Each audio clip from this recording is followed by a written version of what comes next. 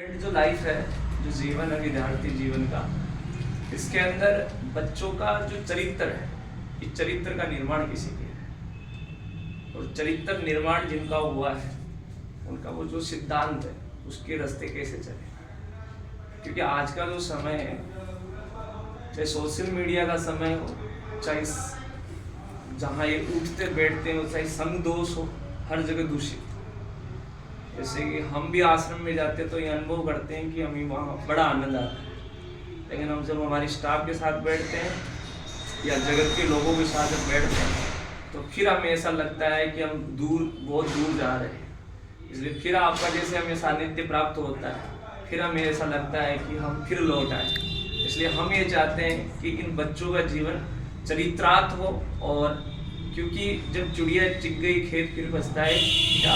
इसलिए समय रहते हुए चरित्र निर्माण के बारे में विचार खुले मंच से करना चाहिए, और चरित्र निर्माण किसे कहते हैं और कैसे किया जा सकता है, ये गुरुदेव से आगे। अच्छा प्रश्न है। चरित्र को चरित्र ही जीवन है। चरित्र ही जैसे चरित्र होगा मनुष्य का, जैसा चित्र होगा वैसे चरित्र होगा। जैसे मतलब जैसे आप शीशे में मुंह देखते हो ना, तो जैसा मुख होगा वैसा ही प्रतिबिंब होगा, जैसा बिंब होगा वैसा ही प्रतिबिंब होगा। तो शीशे में मुंह देखने से चित्र दिखता है, और जिंदगी में जब हम उतरते हैं तो हमारा चरित्र दिखता है। ठीक है, चरित्र।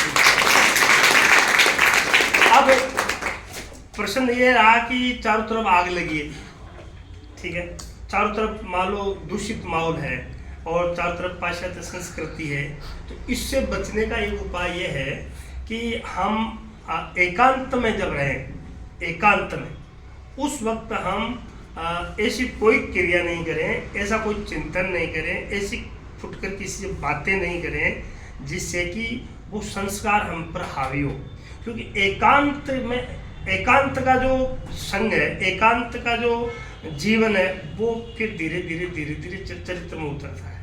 तो ये सबसे बढ़िया बात तो ये है। इसलिए साधु संत महात्मा एकांत में रहते हैं, मौन रहते हैं, ध्यान में रहते हैं। तो इसका एक सबसे बड़ा ये है कि इस दुष्प्रभाव में आप जब एकांत में रहो तो या तो आप अपनी पढ़ाई कीजिए, या अपने ऐसे संतों का, ऋषियों का, देवियों का, अपने गीता भागवत का ऐसा चिंतन या अध्ययन करें जिससे कि आपको एक शक्ति मिलेगी, एक ऊर्जा मिलेगी। जैसे अंधा आदमी चल रहा है, उसको एक डंडा मिल गया तो एक सहारा मिल गया, ऐसे आपको सहारा मिलेगा।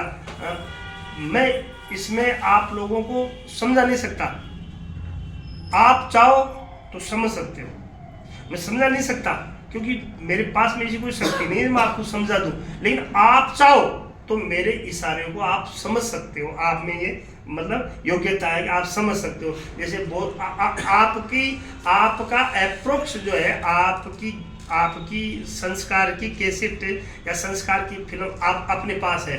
तो आप जब एकांत में रहते हो तो आपकी कैसे संस्कार खुलते हैं, उन पे हावी हो जाओ, उन पे आप आध्यात्म से द्वारा, पारिवारिक के द्वारा, ऐसे एक तो दबा के रखना और एक कुदरती धीरे धीरे जीवन में ढाल लेना। तो इस आग से बचने के लिए हमारे ऋषियों ने से कहा कि संसार जलती आग है, इस आग से जब भाग रे अशांत शीतल देश में, फिर हो जा अजर, हो जा अमर। तो एकांत में आप बैठ करके जैसा चिंतन करोगे और आपका बराबर जैसा चिंतन चलेगा, यानी आप ये निश्चित मान लिए कि जैसे बीज है अंदर में, जैसा वृक्ष होगा, जैसा बीज है वैसा ही वृक्ष होगा। ऐसे आपका आज जो संस्कार जैसा है वैसे ही आपका संसार होगा। तो हालांकि एक उम्र भी होती है, एक अपने उम्र का एक अपना आनंद होता है, एक समय का अपना आनंद होता है। जैसे मान लो डीजे बज रहा तो उसका नाचने का एक अपना आनंद है, स्कूल में बैठ के पढ़ने का एक अपना आनंद है, शादी होने का एक अलग आनंद है, भजन करने का एक अलग आनंद है। लेकिन उस सीमा में रहे, अपनी एक मर्यादा में रहे, अपनी एक निश्चित स्थिति टारगेट तक रहे। और आप चाहोगे तो बराबर आप अच्छे लोगों का चिंतन कीजिए। जैसे कभी कभी आपने देखा होगा कि घड़ी में घंटा का सुइया भी है, घंटा की सुई भी है, ठीक है, और मिनटों की सुई भी है और सेकंड की भी सोइए। लेकिन आप इंतजार करो कि कब एक जगह हो जाए, उसको फोटो ले लो, ठीक है। ऐसे आप मन, बुद्धि और इंद्रिय, ये तीनों जब एक जगह हो, उसमें आत्मा की फोटो ले लो। उस वक्त एक परमात्मा की फोटो ले लो। तो उस वक्त अब आप एकांत में बैठे हो ना, तो जिसमें आपको अच्छा लगा, आनंद आया, उसको इसको बार बार चिंतन करो। आपके साथ बुरा व्यवहार हो गया, आप में खराब विचार आ गया, आप में मतलब आपने आपसे कोई गलत काम हो गया, उसका चिंतन मत करो, उसको छोड़, हो गया तो हो गया, क्या बात गई। जिस पानी में आपने नहा लिया वो पानी तो गया, वो तो गया, वो घाट तो वही है, नहीं पानी शरीर तो वही है, अपनी गलती होगी तो होगी, वो पानी तो गया, वो समय तो गया, वो दिन तो गया, वो वक्त तो गया, लेकिन उसका चिंतन मत करो। ऐसे नहीं हम खराब हैं, हम तो बहुत घटिया किस्म के हैं, हम तो हमारे विचार अच्छे नहीं है, हमारे आंखें नहीं है, हम बाहर से अच्छे दिखते हैं, अंदर में अच्छे नहीं है, ऐसे विचार कभी मत करो। आपको जो अच्छा विचार लगा ना, उसको याद करो बार बार। कहा उस दिन ये बात थी, अब उस दिन आनंद आया था, ध्यान किया था, उस महात्मा की बात सुनी थी, ये किताब पढ़ी थी। आपको दिमाग की, जैसे हम पेट को खुराक देते हैं ना, ऐसे आप इंद्रियों को, मन को, बुद्धि को अच्छी खुराक दो। तो बुरा चिंतन आप हटा दोगे, अच्छा चिंतन शुरू कर दोगे, या अच्छा चिंतन करो मत, बस बुरा चिंतन हटा दो, आप अपने आप सही रहोगे। अब अपने आप में अच्छा चिंतन आता रहेगा। इसके लिए यह है कि आप ऐसा, जैसे आप ऐसा सोचो कि भाई ये चिंतन आना ही नहीं चाहिए संसारिक, तो ये संभव नहीं होगा, ये तो आएगा। जब जैसे मान लो हम पुरुषों की दाढ़ी आ गई, ठीक है, अब ये बाल आ गए, तो नहीं तो भगवान से शिकायत की, ठीक है, न गुरु से शिकायत की, न कोई और कोई मंदिर में जाके शिकायत की, तीर्थ में शिकायत की। हमने क्या किया, एक रेजर लिया और हमने बाल आए तो उनको उतार लिया, ठीक है, और 3 दिन बाद में फिर आ गया, तो फिर उतार लेंगे, और फिर 3 दिन बाद में फिर उतार लेंगे, और ये कब तक आएंगे, जब तक 6 महीने नहीं पूरे जब तक रहेंगे तब तक आएंगे। हाँ, ये उगना बंद नहीं करेंगे, हम काटना बंद नहीं करेंगे।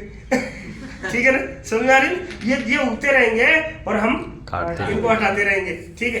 ऐसे ही ये गुणों के, सत्वगुण, रजोगुण, तमोगुण से ये शरीर बना है, संसार बना है। ये मन में वो आ गया, बुद्धि में आ गया, ये चरित्र में ये आ गया, ये आना बंद नहीं होंगे। आप किसी से शिकायत मत करो, आप तो बस जैसे हम रेजर लेकर के उतार देते हैं, ऐसे ही आप तैयार हो गुरु की बात पर, अच्छे ज्ञान में, अच्छे चिंतन में, गीता में, भागवत में, रामायण में, या अच्छे संत में। या और एक बड़े सरल उपाय बता दूं कि मेरा ऐसा बहुत प्रसंग है यूट्यूब पर।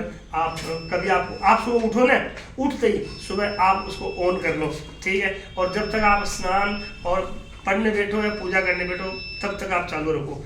कुछ सुनो, कुछ मत सुनो, लेकिन आप सुनना शुरू करो। आप 3 साल तक सुन लो, सिर्फ 3 साल तक मेरी बात को 3 साल तक सुन लो। आप इसी ड्रेस में संत हो जाओगे। आप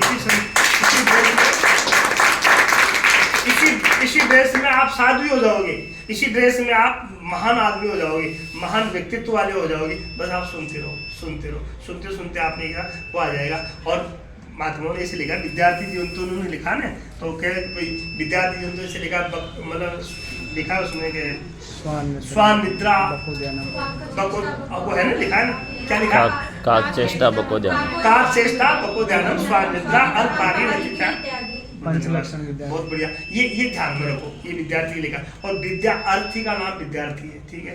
और विद्या की जो महिमा लिखी है, तो उसमें तो ये लिखा है, भगवान कृष्ण भी विद्या पढ़ने गए उज्जैन में, और 64 दिन तक वहाँ गुरु महाराज संदीपन जी ऋषि के पास पढ़ के आए, और उस गुरु आश्रम की मर्यादा में रहे।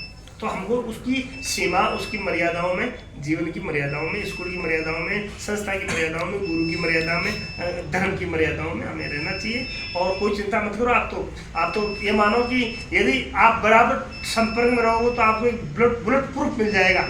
फिर आप पर गोली चलेगी, काम करो, लोभ मोह की गोली चलेगी, तो आप जो है नुकसान नहीं पहुंचाएगी। इसलिए आप जीवन को अच्छा जियो।